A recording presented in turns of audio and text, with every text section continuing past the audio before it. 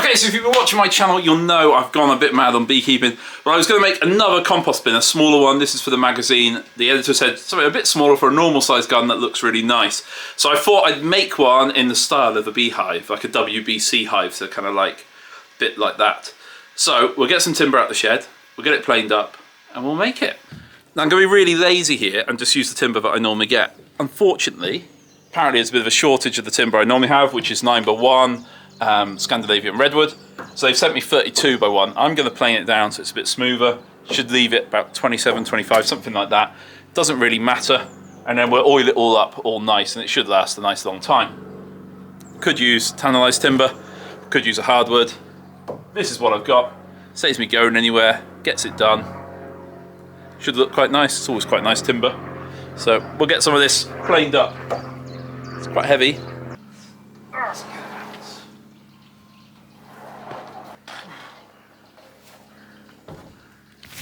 Now the proper adage with carpentry is you keep it as long as possible for as long as possible. I've explained before that my workshop's not the biggest. Also, just where I've got the planer, I could move the planer and I could do longer lengths. It's not really worth it. So if I do it in 6-foot sections, at least I get free lots of 2 foot from each one.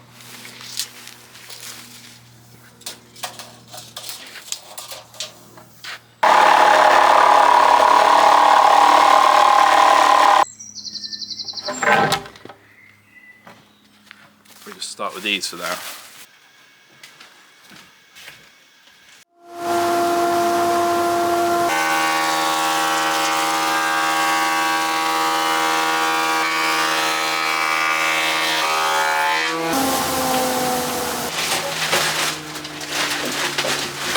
Okay, so what I've done is I've cut a few scrap boards, which aren't much good for anything. Oh, I'll show you, not much good for anything.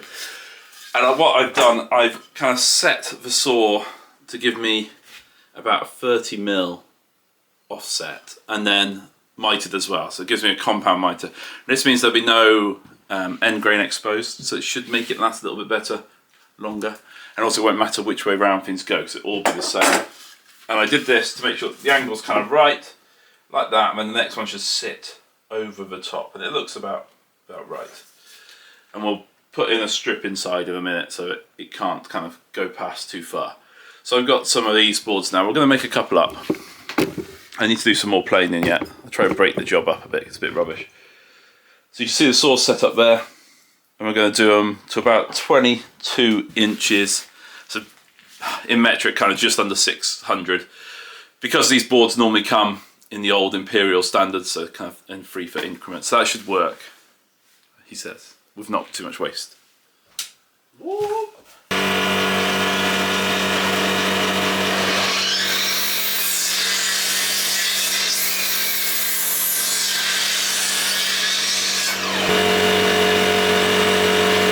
So what's cool, like doing something like this, when you're making like repeat mitered, like compound miters like this, and I want the same piece each time, all I'm doing is flipping the wood over and cutting from the other way, and then this cut becomes the new cut on the one side, and your other cut then becomes 2 cuts. Does that make sense? It's kind of what we do with like jack rafters and stuff on the roof. You do exactly the same. The one cut becomes the other side of the other cut, so it means you've only got to cut it once. Not that it's a massive issue when you're using an electric saw, but every bit saves a bit of time. And what we'll do now is we'll measure the top of this, which looks, we know it's going down that way. Bit of extraction.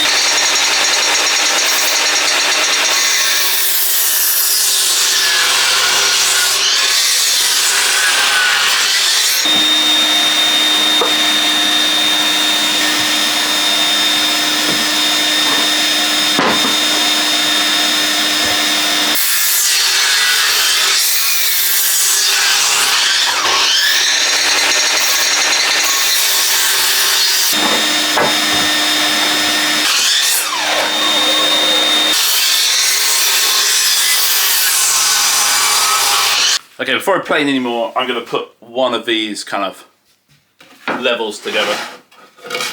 And I'm just going to use glue and nails for now, and then what we'll do is we'll cut a block in there, which will also be our spacing block, when we're ready to kind of go a bit further. But for now, let's go with this. So we'll apply glue. I should wear goggles. Set a good example and all that.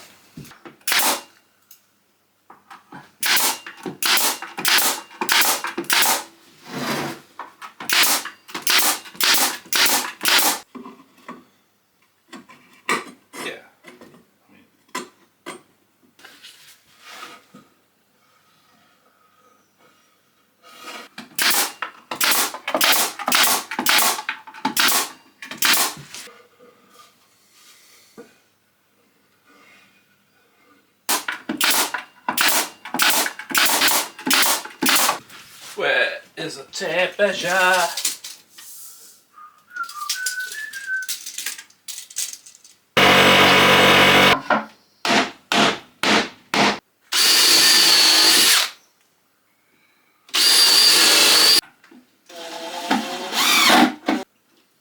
Okay, so each one I have these little corner blocks in, which are packed up off 3/4 of an inch.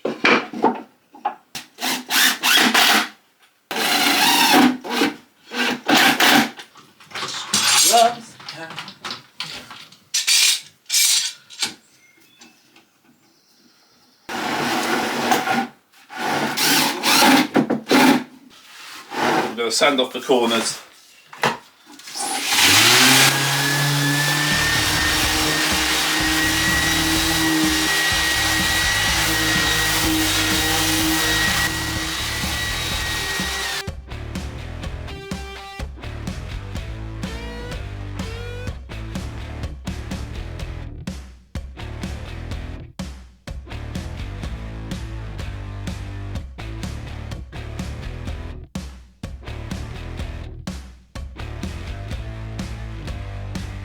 Okay, so the bottom ring I'm going to do as, so you can get your shovel in there if you want to, or spade, depending on what you're using. So what I was going to do was cut a hatch out, and I thought actually if I mitered in the hatch, so it doesn't go all the way up, so it keeps it as one square. But if I mitered in the hatch, then I'll just need a couple of toggles and it kind of sit back quite nicely, was my thinking.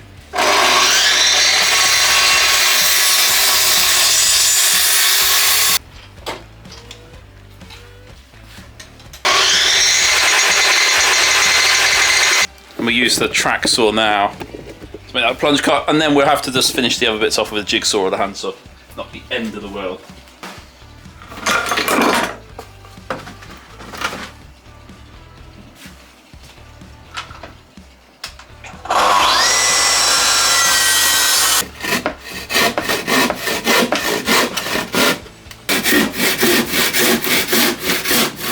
So now you could either hinge that if you wanted, or we can put some toggles on there. But having it mitered means it's not going to slip back. Well, not much. Okay, now I'll make this one up as a frame. Make some toggles. Job done. Okay, so always with toggles, never screw them, always bolt them. It's a little bit more work now. Oh, drill bit's rubbish. It's a little bit more work now, but it makes so much. Can't speak. It's a little bit more work now, but with a screw it'll just come undone. So just bolt it and be done with it.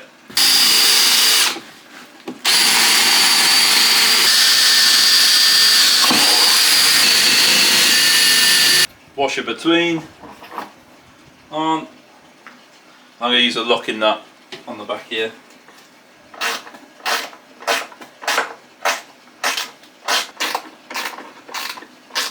There we go. Perfect. So now the compost can push against there. It's not going to come out. And then you want it to come out. I'll tell you what. Let's put a piece of wood across the top of there. Look a bit better, wouldn't it?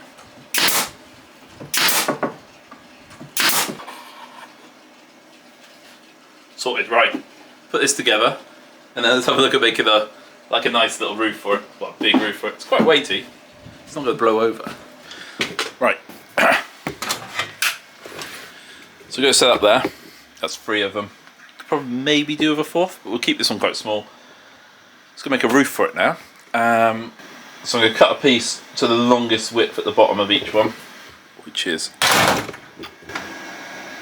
can't remember what it was now. Can I measure it again? Oh, dead. 570. So if I cut a couple of pieces like that, let's see what we can get out of it. 570.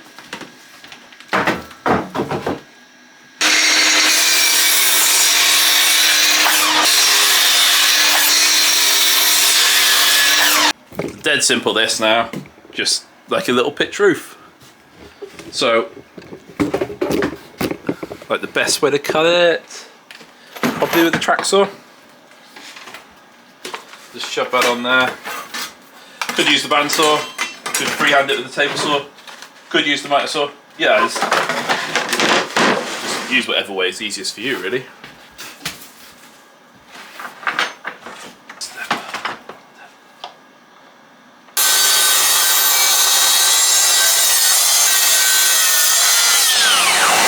I think on the front one we'll drill a hole as well, just because people expect to have a hole for a beehive, and it'll vent it a little bit, won't it?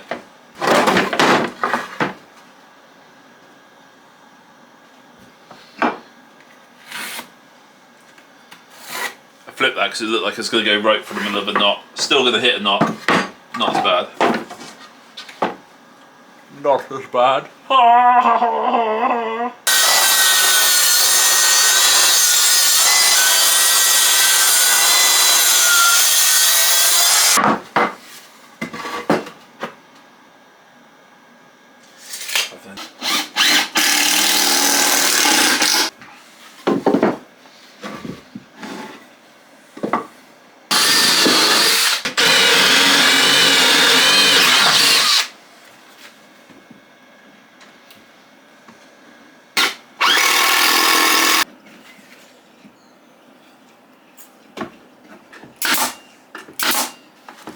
Okay, so I've gone for a really easy option on the roof. It's not going to be waterproof, it is a compost bin. So this is gonna, I've ripped down the angle on there, excuse me. Woo! And then I'm just gonna put this one up to it. I did wonder about, doing the staggered boards overlapping, but this just seemed easier. Yeah, we'll get a bit of leakage through there, but it's not gonna matter much. So let's put that down. Oh my goodness, what a sneeze.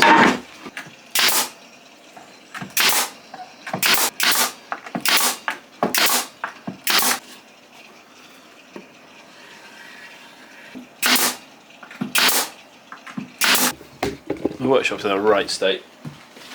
I have been burning the candle at both ends.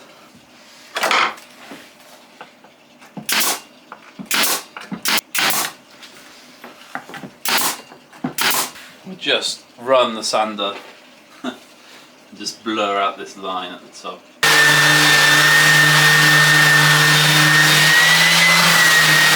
Roof done. Need a hinge. Ooh.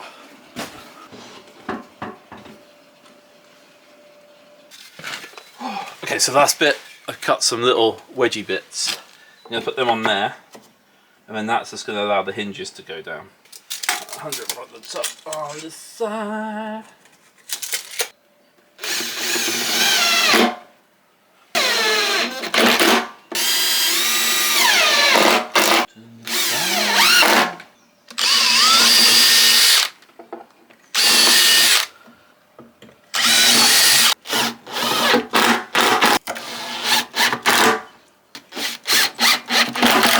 Okay, the last thing we'll do, well, not the last thing, we'll add a bit of an old ratchet strap here as a stop to stop it opening too far.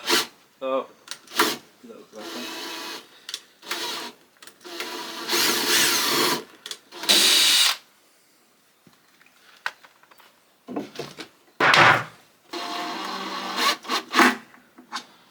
That should also add, close that down. I know with this roof it's not the best way to do it because that's going to split when it expands and contracts. That's probably going to crack as well. So it's probably worth covering it over with something. I'm not going to bother now, but I might put some felt over it or something like that at a later date. But it looks kind of cool, doesn't it? So it does look quite nice. So yeah, we're going to get this into the shed, get this oiled up. Could obviously make another tier for it. Depends how much compost you want to make. It's not the best way to make compost. Having a bigger compost is better, but not everyone's got that kind of opportunity. Like my 3-bay one is huge, but not everyone could have put a 16-foot by 4-foot compost bin in. That's bigger than some people's gardens. So, this is a nice, pretty one, and should do the job. Got the access, you keep shoveling a bit out if you're only putting a little bit in. So, much better for a smaller garden. Yeah, I'm quite pleased with it. Right, Oh, let's get this oiled up before I go to bed.